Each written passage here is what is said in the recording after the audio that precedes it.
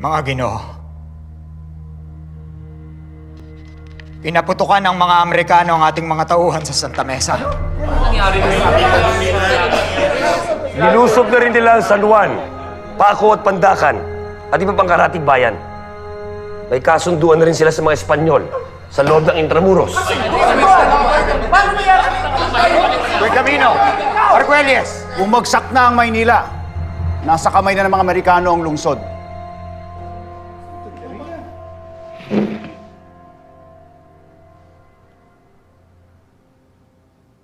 General Luna, ikaw na ang bahala.